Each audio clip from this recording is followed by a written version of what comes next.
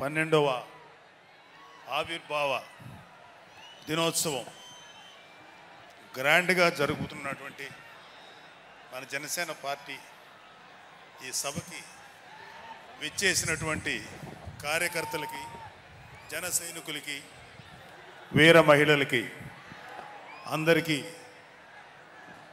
అలాగే ఇక్కడ ఉన్న లీడర్స్ అందరికీ, నాయకులందరికీ, మహిళా నాయకురాళ్ళందరికీ కూడా 12వ జనసేన ఆవిర్భావ దినోత్సవ శుభాకాంక్షలు తెలియజేస్తున్నాను. సో కొన్ని సందర్భాల్లో మాట్లాడటం మాటలు కరువు అవుతాయి, ఏం మాట్లాడాలో అర్థం కాదు. ఎందుకంటే ఒక సంవత్సరం దాదాపు 9 నెలలు 10 నెలల క్రితం మనం అధికారంలో లేవు. అప్పుడు మనకి ఎలాంటి విషయాన్నైనా, ఏ విషయాన్నైనా తీవ్రంగా మాట్లాడగలిగేటువంటి శక్తి ఉంది. కానీ ఇప్పుడు అధికారం వచ్చిన తర్వాత మనం ఒళ్ళు దగ్గర పెట్టుకొని చాలా కేర్ఫుల్గా ఉండాలి. అలా ఒళ్ళు దగ్గర పెట్టుకోకుండా నోటికి వచ్చినట్లు మాట్లాడితే ఏం జరుగుతుందో మనందరం కళ్ళారా చూస్తున్నాం. ఇవాళ అహంకారం తలకెక్కి నోటికొచ్చినట్లు మాట్లాడి చిన్న పెద్ద తేడా లేకుండా బిహేవ్ చేసినటువంటి, మాట్లాడినటువంటి కొంతమంది ప్రతిపక్ష అని చెప్పలేములేండి, ప్రతిపక్షం లేదు కదా, నాయకులకి ఏం జరిగిందో తెలుసుకున్నాం. కాబట్టి ప్రతి మాట ఆచితూచి మాట్లాడాలి. సో అందుకని కొంచెం అది కూడా కాకుండా మేమందరం కూడా మాకు కొన్ని లిమిటేషన్స్ ఉన్నాయి. మన ప్రెసిడెంట్ గారు ఏమాత్రం ఒక మాట తేడాగా మాట్లాడినా ఒక ఏ విధంగానూ స్పేర్ చేయనటువంటి వ్యక్తి, ఒక డిసిప్లైన్డ్ లీడర్ ఆయన. సో ఆయన ఆధ్వర్యంలో చాలా జాగ్రత్తగా పనిచేస్తాం, జాగ్రత్తగా మాట్లాడతాం. Thank you very much. అసలు ఒక 12 సంవత్సరాల కాలం అంటే మన హిందూ సాంప్రదాయంలో 12 సంవత్సరాలకి ఒక ప్రత్యేకత ఉంది. మన కృష్ణ, గోదావరి లాంటి నదులకి పుష్కరాలు జరుగుతుంటాయి, చాలా పవిత్రమైన రోజులు అవి. అలాగా మిగతా అన్ని ఆవిర్భావ సభలు ఒక ఎత్తు అయితే ఈ 12వ ఆవిర్భావ సభ ఒక నదికి వచ్చిన పుష్కరాలు ఎంత పవిత్రమైనయో అంత గొప్ప రోజు ఈరోజు.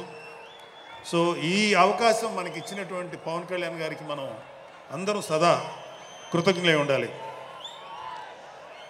ఇప్పుడు పవన్ కళ్యాణ్ గారు ఆయన సాధించినటువంటి సక్సెస్, ఆయన సాధించినటువంటి విజయం మనం ప్రత్యేకంగా చెప్పుకోకర్లా. 100కి 100% స్ట్రైక్ రేట్ తోటి ఆయన విజయాన్ని, అద్భుతమైన విజయాన్ని సాధించడంతో పాటు అటు రాష్ట్రంలోనూ దేశంలోనూ ప్రభుత్వాలు నిలబెట్టడానికి ఒక వెన్నెముగ్గా నిలిచారు. సో ఆయన గురించి ప్రత్యేకంగా ఏమీ మాట్లాడక్కర్లేదు, ఎందుకంటే చాలామంది చాలాసార్లు మాట్లాడుతున్నారు. మనం తెల్లారులేస్తే టీవీల్లో అన్ని చోట్ల చూస్తున్నాం.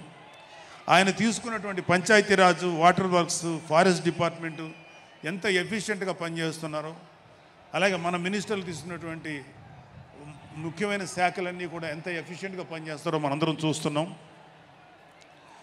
సో స్పెసిఫిక్గా కళ్యాణ్ బాబు గారు ఎంత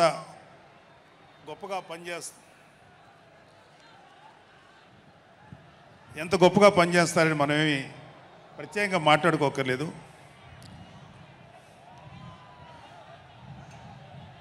సో అయితే ఎన్ని మాట్లాడినా ఒక విషయం అయితే మనం మాట్లాడుకోవాలి. ఒక సినిమా స్క్రిప్ట్ కానీ, ఒక ఉపన్యాసం కానీ, దానికి కొన్ని లక్షణాలు ఉంటాయి. అంటే ప్రతి స్పీచ్లోనూ ఒక హీరో, అంటే ఒక సినిమాకి చెప్పిన ఒక హీరో, ఒక విలను, ఒక హీరోయిన్, ఒక హాస్యగాడు, ఇలా ఉంటారు.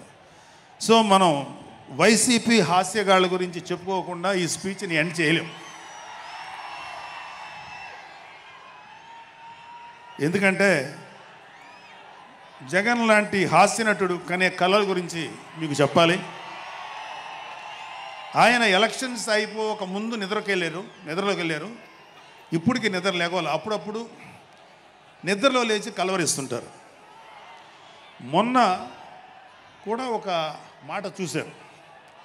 కళ్ళు మూసి తెరిచేలోగా 9 నెలలు అయిపోయినాయి, ఇంకెంత, ఇంకాసారి కళ్ళు మూసి తెరిచేలోపుగా 5 ఏళ్ళు అయిపోతాయి, ఆ తర్వాత అధికారం మాదే అని ఆయన మాట్లాడుతుంటే అంతకన్నా ఏ హాస్యగాడు కూడా అంత అద్భుతంగా చేయలేడు.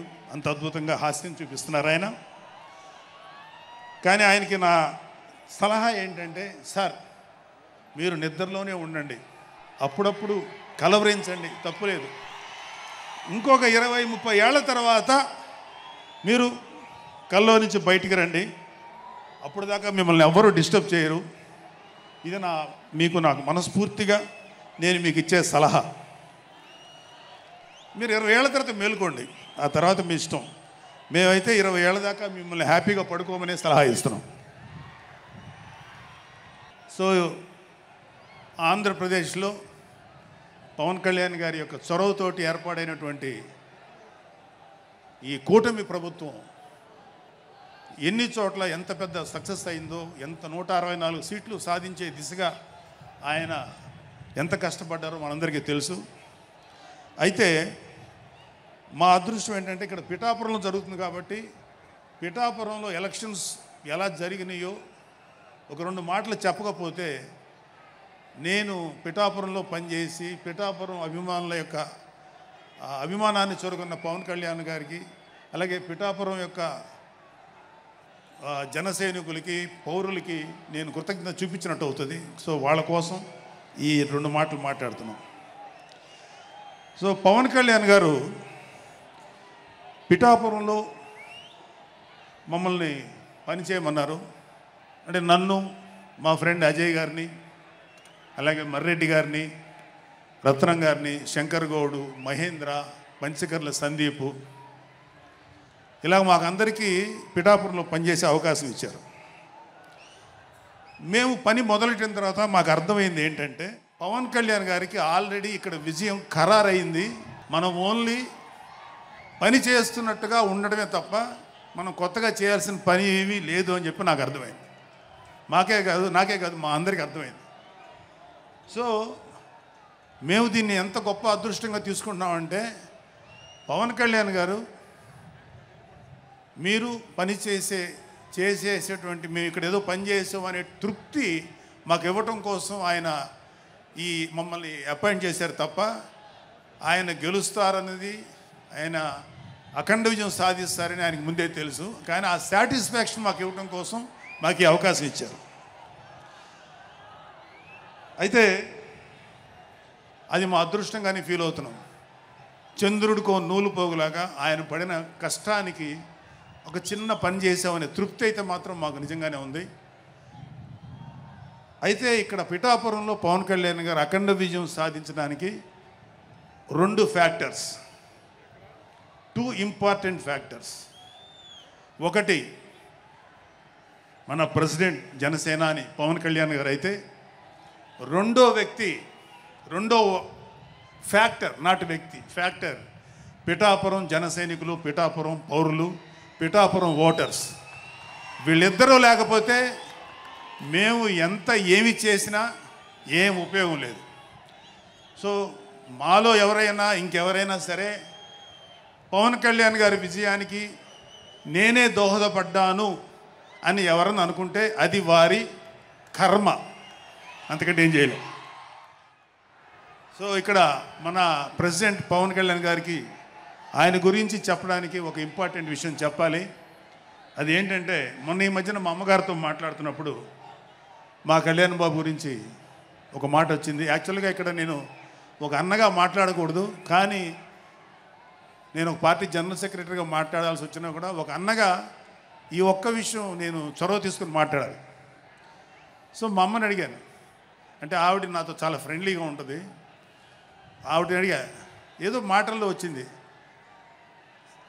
అమ్మ మమ్మల్ని అంటే ఏ తల్లి అయినా ఒక ఆడతల్లి ఒక ఒక స్త్రీమూర్తి బిడ్డను కనేటప్పుడు చాలా నొప్పులు పడుతుంది. అదొక పునర్జన్మ అంటారు. అలాంటిది నేను మా అమ్మని అడిగా, నేను పుట్టినప్పుడు ఏమన్నా పెయిన్స్ అనుభవించావమ్మా అని. మా అమ్మ అంది, నువ్వు పుట్టినప్పుడు నేను అనుభవించినది పెయిన్స్ భూమి మీద ఆడది అనుభవించలేదు, అంత కష్టం పెట్టేవాళ్ళు. అది మా అమ్మ చెప్పింది నా గురించి. సరే కళ్యాణ్ బాబు ఎలాగా అన్న. గొప్ప విషయం అంటే నేను షాక్ అయ్యా. వాడు పుట్టినప్పుడు నాకు పెయిన్ అనేది కొంచెం కూడా తెలియదురా, అలాగా నాకు పెయిన్ లేకుండా పెయిన్ ఇవ్వకుండా పుట్టాడు అని. ఈ విషయం నేను కొంచెం షాక్ అయ్యా. అదేంటమ్మా కనీసం పెయిన్స్ ఉంటాయి కదా, ఏమోరా నాకు ఏమాత్రం పెయిన్ తెలియకుండా పుట్టాడని. సో నేను ఏమంటానంటే, పుట్టేటప్పుడు కన్న తల్లికి కూడా ఏమాత్రం నొప్పి బాధ ఇవ్వకుండా పుట్టిన పవన్ కళ్యాణ్ లాంటోడు, అలాంటి నాయకుడు ఈ కూటమి భాగస్వామ్యంలో ఉప ముఖ్యమంత్రిగా ఉన్న నాయకుడు ప్రజలకి ఎందుకు బాధలు రానిస్తాడు? వాళ్ళకి ఏ బాధలు కష్టాలు రాకుండా గుండెల్లో పెట్టుకొని చూసుకుంటాడు. అది మనం కళ్ళారా ఈరోజు చూస్తున్నాం. ఇప్పుడు మనం చూస్తున్నది ఆవగింజలో అరవంతు మాత్రమే. కూటమి భాగస్వామ్యంలో పవన్ కళ్యాణ్ గారి భాగస్వామ్యంలో జరుగుతున్న కూటమి ప్రభుత్వం పరిపాలన ఆవగింజల అరశాతమే. ఇంకా చాలా ఉంది. ఇప్పుడు చూస్తుంది just tip of the iceberg. అద్భుతమైన పరిపాలన మనకు రాబోతుంది. రాబోయే 20 ఏళ్లలో ఆంధ్రప్రదేశ్ ఒక స్వర్ణయుగం చూడబోతుంది. ఎందుకంటే ఎప్పుడో స్వాతంత్రం రోజుల్లో కొంతమంది మహానుభావులు పుట్టారు. అలాంటి వ్యక్తి ఈరోజు పుట్టడం, ఈరోజు మన ముందు ఉండటం మన అదృష్టం. అలాంటి వ్యక్తి దగ్గర పని చేయడానికి ఇగో ఈ స్టేజ్ మీద ఉన్న ప్రతి ఒక్కళ్ళం గర్వంగా ఫీల్ అవుతున్నాం. మాకు పదవులు వచ్చినా రాకపోయినా ఆయనకి సేవ చేస్తాం. నేనేమంటానంటే, మీరందరూ తెలుసుకోవాల్సింది, మీరు పవన్ కళ్యాణ్ అంత గొప్పవాడు కండి, తప్పులేదు. రాకపోతే అంతగా అవ్వలేకపోతే ఒక గొప్పవాడికి అనుచరుడిగా మారండి, ఏదైనా మంచిదే. నేను ఆ పని చేశాను. రెండో పని, పవన్ కళ్యాణ్ గారు అంత గొప్పగా నేను అయ్యే దమ్ము లేదు, కానీ ఆయనకి అనుచరుడిగా మాత్రం నాకు అవకాశం ఇచ్చారు. అది నేను చాలా సంతోషపడతాను. ఎందుకంటే ఇవాళ కళ్యాణ్ బాబు లాంటి వ్యక్తి, ఇక్కడ ఉన్నటువంటి మా నాయకులు ఎవరైనా సరే, మేము చూస్తున్నది కేవలం ఒక జనరేషన్ కాదు, రాబోయే 3-4 జనరేషన్స్. అంటే మీరు, మీ పిల్లలు, మీ గ్రాండ్ చిల్డ్రన్ ఎంత మంచి ప్రపంచాన్ని చూడాలి, ఎంత మంచి జీవితాన్ని చూడాలి, ఎంత చక్కటి అవకాశాలు రావాలి అనేటువంటి ఆలోచనతోటే ముందుకెళ్తున్నాం. ఖచ్చితంగా రాబోయే 20 ఏళ్లలో ఇది జరిగి తీరుతుంది. పవన్ కళ్యాణ్ గారు ఒక జనరేషన్ కోసం కాదు, రాబోయే 2-3 జనరేషన్ల కోసం కూడా ఆలోచించగలిగేటువంటి గొప్ప నాయకుడు. ఇంకొక చిన్న విషయం ఏంటంటే, నాకు ఎమ్మెల్సీగా అవకాశం ఇచ్చినటువంటి మన ప్రెసిడెంట్ పవన్ కళ్యాణ్ గారికి నా హృదయపూర్వక కృతజ్ఞతలు. అలాగే నేను ఎమ్మెల్సీ కావటానికి నన్ను ప్రోత్సహించినటువంటి వ్యక్తులు, లేదా నేను ఎమ్మెల్సీగా ఉండాలని కోరుకున్న మీలాంటి ఎంతో అభిమానించే కార్యకర్తలు, అలాగే మా నాయకులు, ఆ రోజు నాకు సపోర్ట్గా వచ్చినటువంటి మా నాయకులందరూ, మనోహర్ గారు, రామకృష్ణ గారు, విష్ణుకుమార్ రాజు గారు, లోకేష్ గారు, వీళ్ళందరికీ కూడా నా హృదయపూర్వక కృతజ్ఞతలు. అంటే దేవుడు అనేవాడు మనం అడిగితే వరాలు ఇస్తాడు, ఖచ్చితంగా వరాలు ఇస్తాడు. కానీ అడగకుండానే వరాలు ఇచ్చేవాడు పవన్ కళ్యాణ్. అతను ఏమని పిలవాలో మీరే డిసైడ్ చేసుకోండి. చివరిగా ముఖ్యమైన విషయం ఏంటంటే, జనసేనకి ప్రాణవాయువు లాంటి వాళ్ళు కార్యకర్తలు, వీర మహిళలు, జన సైనికులు, అభిమానులు. నేను ఒక జన సైనికుడిని అని చెప్పుకోవటంలో ఉండే ప్రైడ్ నాకు ఇంకా ఏ విషయంలో రాదు. చాలా గర్వపడుతుంటాను. సో అలాంటి జన సైనికులకి, మీ అందరికీ మేమందరం అండగా ఉంటాం. ఏదైనా చిన్న చిన్న ఇబ్బందులు తలెత్తినా అవన్నీ సరిచేస్తాం. ఇంకొక విషయం ఏంటంటే, జనసేన పార్టీ ఒక్కటే మీరు ఒక కార్యకర్త స్థాయి నుంచి అత్యంత ఉన్నతమైన స్థాయికి చేరుకోగలిగేటువంటి డెమోక్రటిక్ వాల్యూస్ ఉన్నటువంటి పార్టీ జనసేన. కాబట్టి జనసేనలో ఉండండి, జనసేనని ప్రోత్సహించండి. మీకే కాదు, మీ బిడ్డలకు కాదు, మీ మనవలకు కాదు, రాబోయే తరాలందరికీ జనసేన అండగా ఉంటుంది. మీ అందరికీ మేము ఫుల్ సపోర్ట్ చేస్తాం. మిమ్మల్ని అందరినీ గుండెల్లో పెట్టుకొని చూసుకుంటాం. ఎందుకంటే మా వెనకాల ఉన్నది ఒక శక్తి, దట్ ఈజ్ పవన్ కళ్యాణ్. జై పవన్ కళ్యాణ్, జై జనసేన, జై హింద్.